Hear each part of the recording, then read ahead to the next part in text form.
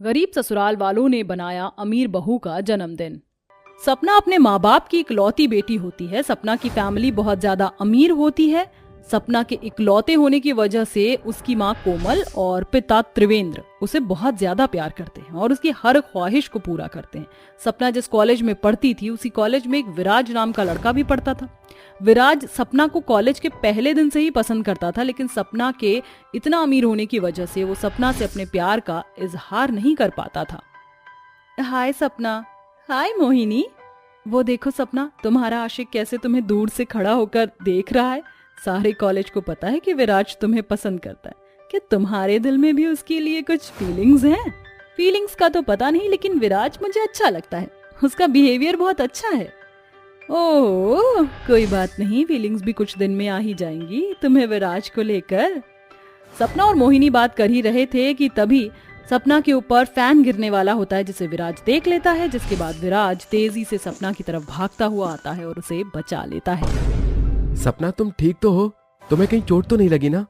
विराज मैं ठीक हूँ, लेकिन क्या तुम ठीक हो? तुम्हें कोई चोट तो नहीं लगी ना? नहीं सपना, मैं बिल्कुल ठीक हूँ। भगवान का लाख लाख शुक्र है कि तुम्हें कुछ नहीं हुआ। विराज की ये बहादुरी देखकर सपना विराज से इम्प्रेस हो जाती है। जिसके बाद सपना भी अब विराज को पसंद करने लगती है और विराज और सपना एक दूसरे से अपने प्यार का इजहार करते हैं। विराज, मैं तुमसे बहुत प्यार करती हूँ और तुमसे शादी करना चाहती हूँ। सपना, मैं भी तुमसे बहुत प्यार करता हूँ और मैं भी तुमसे शादी करना चाहता हूँ, लेकिन तुम इतने अमीर परिवार से हो और मैं इतने गरीब परिवार से हूँ। क्या तुम्हारी फैमिली हमारे प्यार को एक्सेप्ट करेगी? विराज, मेरे पेरेंट्स मुझसे बहुत ज्यादा प्यार करते हैं। तुम देखना, वो हमारी शादी के लिए जरूर मान जाएंगे। इतना कहकर सपना विराज को अपने घर ले जाती है। सपना का घर किसी आलीशान महल से कम नहीं होता है। इतना बड़ा घर देखकर विराज हैरान रह जाता है कि तभी उसके सामने सपना के माँ बाप आ जाते हैं। सपना, ये लड़का कौन है और यहाँ क्या कर रहा है? माँ, इसका नाम विराज है और ये मेरे कॉलेज में पढ़ता है। विराज और मैं एक दूसरे से बहुत प्यार करते हैं और हम शादी करना चाहते हैं। क्या तू इस टीचर से शादी करना चाहती है? तू जानती है तू क्या बोल रही है? तूने इसकी औकात देखी है? ये तुझे एक टाइम की भी रोटी खिला पाएगा? तेरी सारी जरूरतों को पूरा कर पाएगा? तुझे खुश रख पाएगा? इसके कपड़े देख, जगह जगह से फटे हुए हैं। तुझे क्या लगता है मैं इस टीचर को अपना दामाद बनाऊंगी? नहीं, ऐसा नहीं हो सकता। माँ, तमीज से बात कीजिए। मैं विराज से बहुत प्यार करती हूँ। मैं विराज के बारे में कुछ भी नहीं सुन सकती। मैं शादी करूंगी तो सिर्फ विराज से ही करूंगी, वरना मैं जिंदगी भर कुंवारी रहूंगी। ठीक है, अगर तुझे इस टीचर से ही शादी करनी है तो कर, लेकिन आज के बाद तेरा मेरा कोई रिश्ता नहीं रहेगा। तुझे ये सारी शानो शौकत छोड़कर इसके पास जाना होगा। सपना विराज से बहुत ज्यादा प्यार करती थी, इसलिए वो अपनी सारी शानो शौकत छोड़कर विराज के साथ चली जाती है। विराज और सपना एक मंदिर में शादी कर लेते हैं, जिसके बाद विराज सपना को अपने छोटे से घर लेकर आ जाता है। विराज की माँ मधु बड़े प्यार से सपना और विराज का स्वागत करती हैं। बहू, हम तुम्हारे मायके वालों की तरह इतने अमीर तो नहीं हैं, लेकिन हम पूरा ख्याल रखेंगे कि हम तुम्हें किसी भी चीज की कोई कमी ना होने दें और तुम खुश रहो। माँ जी, आप लोगों का प्यार ही मेरे लिए काफी है। इसके अलावा मुझे और कुछ नहीं चाहिए। सपना अब इस गरीबी में जीना सीख जाती है। सपना एक बड़े और अमीर घर से होती है। सपना के एक इशारे पर उसके सामने हर चीज पेश हो जाती थी, लेकिन उसके ससुराल में ऐसा कुछ भी नहीं था। लेकिन सपना फिर भी अपनी सारी जिम्मेदारियों को अच्छे से निभाती है और सबका बहुत अच्छे से ख्याल रखती है। साड़ी ले लो, रंग बिरंगी सुंदर सुंदर साड़ी ले लो, साड़ी ले लो। अरे वाह, ये साड़ी तो सच में बहुत सुंदर है, लेकिन घर में तो पैसे ही नहीं है। काश मैं ये साड़ी खरीद पाती। सपना को ऐसे बोलते हुए उसकी सास मधु सुन लेती है। सपना की बात सुनकर मधु को बहुत बुरा लगता है। मधु और विराज हमेशा सपना को हर छोटी से छोटी चीज के लिए तरसता हुआ देखते थे, चाहे वो साड़ी हो, चूड़ी हो या खाने की कोई चीज हो, जिसे देखकर विराज और मधु को बहुत दुख होता था। विराज, बेचारी हमारी बहू इतने बड़े घर से होने के बावजूद भी न जाने कैसे हमारे साथ इस गरीबी में जी रही है। उसको इतनी सारी परेशानी होती है, लेकिन वो हमसे कुछ भी नहीं कहती है और हमेशा हंसती रहती है। मुझे सपना के लिए बहुत बुरा लगता है। काश हम उसके लिए कुछ ऐसा कर पाते जिससे उसे खुशी मिले। माँ, शादी से पहले मैंने सपना से कहा था कि मैं तुम्हें खुश रखूंगा, लेकिन मैं अपना वादा पूरा नहीं कर सका। क्या करूं माँ, कोई अच्छी नौकरी नहीं लग रही है जिससे सारी परेशानी दूर हो सके। लेकिन माँ 2 महीने बाद सपना का जन्मदिन है तो हम उसके जन्मदिन पर कुछ ऐसा कर सकते हैं जिससे उसे खुशी मिले। विराज की बात सुनने के बाद मधु और विराज सपना के जन्मदिन के लिए पैसे जोड़ना शुरू कर देते हैं। ऐसे ही समय बीतता रहता है और वो दिन आ जाता है जिस दिन सपना का जन्मदिन होता है। आज मेरा जन्मदिन है, लेकिन शायद किसी को भी याद नहीं। मेरे मायके में हर साल मेरा जन्मदिन इतनी धूमधाम से मनाया जाता था, लेकिन इस साल तो मुझे ऐसा लग रहा है कि कोई मुझे मेरे जन्मदिन पर विश भी नहीं करेगा।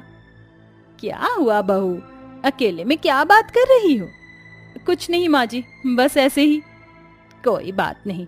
अच्छा बहू ये ले, आज शाम को हमें कहीं जाना है तो तुम शाम को ये साड़ी पहन लेना। लेकिन माँ जी, ये तो वही साड़ी है जो मैंने उस दिन उस साड़ी वाली के पास देखी थी। हाँ बहू, मुझे पता है तुम्हें ये साड़ी बहुत पसंद आई थी, लेकिन उस समय पैसे न होने की वजह से तुम इसे खरीद नहीं पाई थी। लेकिन मैं आज तुम्हारे लिए ये साड़ी लेकर आई हूँ। आज तुम ये साड़ी पहनना शाम में। सपना उस साड़ी को देखकर बहुत खुश होती है, जिसके बाद सपना वो साड़ी पहनकर शाम को अच्छे से रेडी हो जाती है। जिसके बाद विराज और मधु सपना को लेकर एक 5 स्टार होटल में जाते हैं। अरे ये तो 5 स्टार होटल है। लेकिन माँ जी, आपने तो कहा था कि हमें कहीं बाहर जाना है, तो हम यहाँ क्यों आए हैं? हैप्पी बर्थडे सपना। तुम्हें क्या लगा कि हम तुम्हारा बर्थडे भूल जाएंगे? हमें सब याद था। हम तुम्हें सरप्राइज देना चाहते थे, इसलिए हमने सुबह तुम्हें विश नहीं किया। जन्मदिन मुबारक हो सपना बहू। हम तुम्हारे मायके की तरह तो तुम्हारा जन्मदिन नहीं मना सकते, लेकिन हमने कोशिश जरूर की है कि तुम्हारा जन्मदिन अच्छे से अच्छा बना सके। विराज और मधु की बात सुनने के बाद सपना की आंखों में आंसू आ जाते हैं। वो ये सब देखकर बहुत खुश होती है। मुझे लगा कि मेरा जन्मदिन किसी को भी याद नहीं, लेकिन मैं गलत थी। आप दोनों को मेरा जन्मदिन याद था। पैसे न होने पर भी आप लोगों ने मेरे लिए इतने महंगे होटल में मेरे जन्मदिन की पार्टी रखी। थैंक यू सो मच माँ जी और विराज। मैं बहुत नसीब वाली हूँ कि जो मुझे इतना अच्छा ससुराल मिला है। सपना की बात सुनकर मधु और विराज की आंखें भी नम हो जाती हैं। जिसके बाद मधु अपना बर्थडे केक कट करती है और बड़ी खुशी के साथ अपना जन्मदिन मनाती है। टाइम बीतने के साथ साथ विराज की भी अब अच्छी खासी नौकरी लग जाती है, जिसके बाद धीरे धीरे सपना के ससुराल की हालत सुधरने लगती है और सारा परिवार खुशी खुशी साथ रहता है। सुलोचना के 2 बेटे मोहित और गर्वित थे।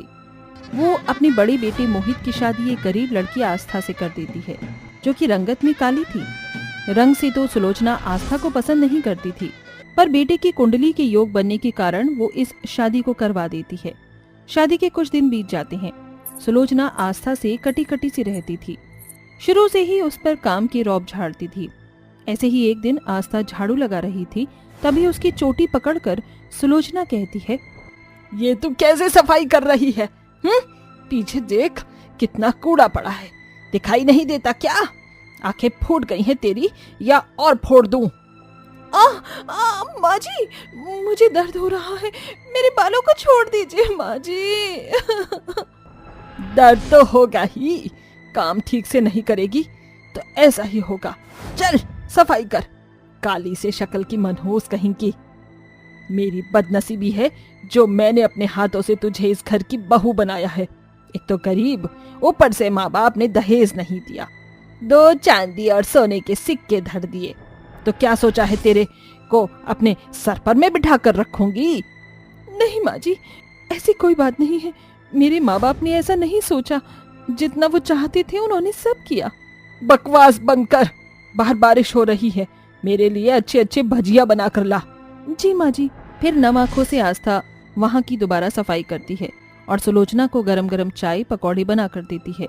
एक पकौड़े को खाते ही मुंह बना लेती है वो, और उसका हाथ मोड़ कर कहती है, क्यों री निकम्मी कहीं की। मैंने कहा था मेरे लिए अच्छी भजिया बना। अब तुझे ये भी बोलूं कि पनीर वाले बना। पनीर कहाँ है इसमें? आलू का खिला रही है, खुद तो रसोई में चढ़कर पनीर के खा रही होगी। माँ जी, मैं बता रही हूँ माँ जी कि वो सीख रहे थे, तब तक मैं आपको ये वाले देने आ गई। माँ जी अब छोड़ दीजिए मुझे। ले छोड़ दिया। अब घर में ठीक से नहीं रही ना तो मैं तुझे इस घर से बाहर निकाल दूंगी, समझ आई? कलूटी कहीं की, कहीं पकौड़े जल ना जाए तेरी शक्ल के जैसे। जा लेके आ, और चटनी भी साथ में ला। जी माँ जी, लाई अभी।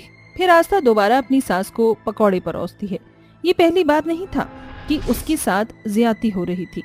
सुलोचना हमेशा उसकी गरीबी और काली सूरत से परेशान होकर उसे ताने दिए करती थी। फिर एक दिन वो अपने छोटे बेटे गर्वित से कहती है, गर्वित, मैं तेरी इस काली भाभी से बहुत परेशान हूँ।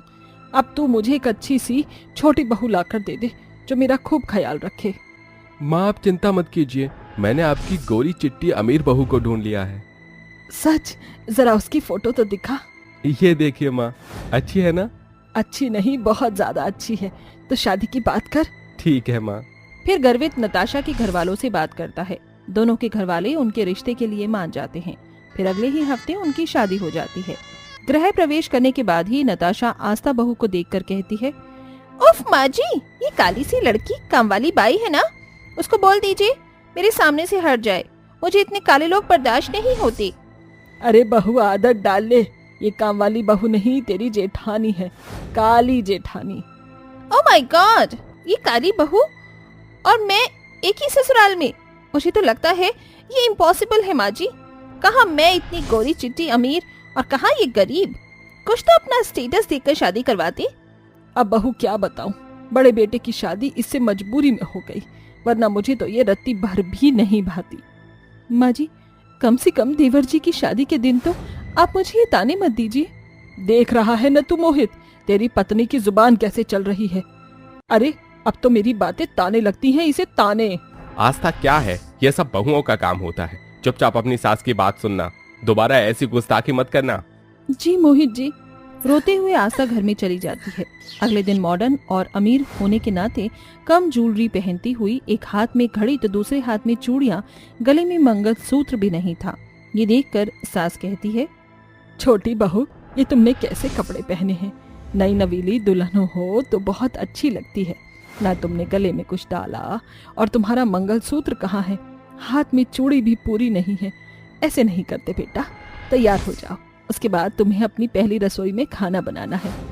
माँ जी, पहली बात मैं मॉडर्न जमाने की हूँ, अमीर हूँ, ऐसे ही कपड़े पहनूंगी, इसी तरह तैयार होंगी। हाँ, आपके कहने से मंगलसूत्र डाल लूंगी। दूसरी बात, मैं नौकरानी नहीं बनना चाहती अपनी जेठानी की तरह। मैं इतने बड़े अमीर घर से आई हूँ, दहेज लाई हूँ, मेरे हाथ की मेहंदी नहीं उतरी और आपको मुझसे काम करवाना है? मैं तो एक सुई भी नहीं हिलाऊंगी। अच्छा मेरी बहू, गुस्सा मत हो, जो तेरा दिल करे वो काम तू कर, बाकी के सारे काम वो मनहूस कलूटन कर लेगी।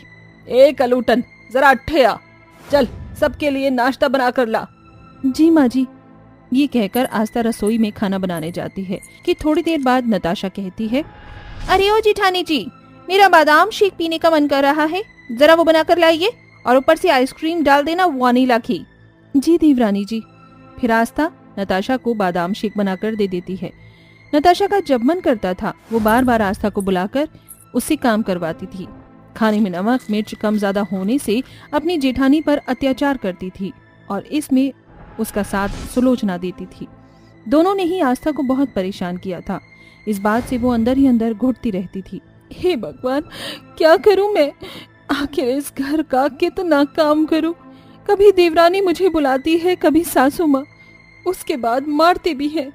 अपने पति से भी नहीं कह सकती। मैं इतनी बदनसीब हूँ, लगता है यूं ही अत्याचारों के तले मर जाऊंगी। आस्था अपने ससुराल में बहुत परेशान थी, क्योंकि सास उसे दुत्कारती थी, वहीं दूसरी ओर वो नताशा को प्यार करती थी, उसे अपने हाथ से खाना खिलाती थी, वो जो बोलती थी उसे बिस्तर पर लाकर देती थी, उसके साथ शॉपिंग करने जाती थी, और बेचारी आस्था को घर में ही बांध कर रखते थे। फिर एक सुबह सुलोचना गाजर का हलवा बना रही थी। बस नताशा बहू के लिए हलवा बन गया, अब इसमें खोया डाल देती हूँ। सुलोचना उसके लिए गाजर का हलवा कमरे में लेकर जाती है कि उसके हाथ से गाजर का हलवा गिर जाता है, क्योंकि एक चोर ने खिड़की से आकर नताशा का मुंह पकड़कर गर्दन पर चाकू रखा हुआ था। बहू, नताशा बहू, कौन है ये? है बढ़िया, ज्यादा बकवास मत कर, चल इधर आ, और ज्यादा होशियारी मत करियो, वरना तेरी बहू की गर्दन काट दूंगा। चल जल्दी से अपनी अलमारी की चाबी दे, जितना भी सोना है पैसा है सब मुझे चाहिए। माँ जी मुझे बचा लीजिए, मैं मरना नहीं चाहती हूँ। चुप, खामोश। मेरी चाकू तुम दोनों की गर्दन पर है और मेरी नजरें तुम दोनों पर। अब जल्दी से सारी कीमती गहने और पैसे इस जगह निकाल दो, कोई भी होशियारी की तो जान ले लूंगा। सास बहू उस चोर के चाकू से डर जाती हैं। इतनी आवाज सुनकर कमरे के बाहर से आस्था सब कुछ देख लेती है। हे भगवान, मैं क्या करूं? अगर चोर के सामने गई तो ये भी मुझे उन दोनों की तरह चाकू की धमकी से बिठा लेगा। लेकिन मुझे बचाना भी तो है ना। आइडिया, पुलिस को कॉल कर देती हूँ और पीछे की खिड़की से माजी और देवरानी को बचाऊंगी। ऐसा कहकर आस्था पुलिस को कॉल करने के बाद बड़ी मुश्किल से खिड़की की ओर से जाती है। वहीं सास बहू ने सारा सोना और पैसा निकाल कर रख दिया था। अब तो हमें छोड़ दो, हमें मारना मत। वो चोर उन पैसों की पोटली को उठाता ही है कि आस्था पीछे से उसे धक्का देती है और चाकू हाथ में लेकर कहती है, ए, तेरी हिम्मत कैसे हुई मेरी माजी और देवरानी को इस तरह परेशान करने की? माजी, नताशा आप इधर आ जाइए। ए चल, पैसे रख। तेरी इतनी हिम्मत तो मुझे इस तरह से बोले, अभी बताता हूँ। चोर अपने पैर से दूसरा चाकू निकालकर सास की गर्दन पर रख देता है। अब तेरी सास गई। अगर तूने फिर से कोई होशियारी दिखाई तो तेरी सास की गर्दन उड़ जाएगी। बड़ी बहू मुझे बचा ले। मैं तुम्हारे आगे हाथ जोड़ती हूँ, मेरी माजी को कुछ मत करना। चाहे तो तुम मुझे मार दो, जितने पैसे चाहिए उतने ले लो, पर मेरी माजी को छोड़ दो, उन्हें कुछ मत करना। बहू, मैंने तेरे साथ इतना बुरा किया है, फिर भी तू मेरे लिए अपनी जान दांव पर लगा रही है। माजी, आपसे बढ़कर मेरे लिए कुछ नहीं है। यही सही मौका है, मैं निकल जाती हूँ। नताशा वहाँ से बचकर निकल जाती है।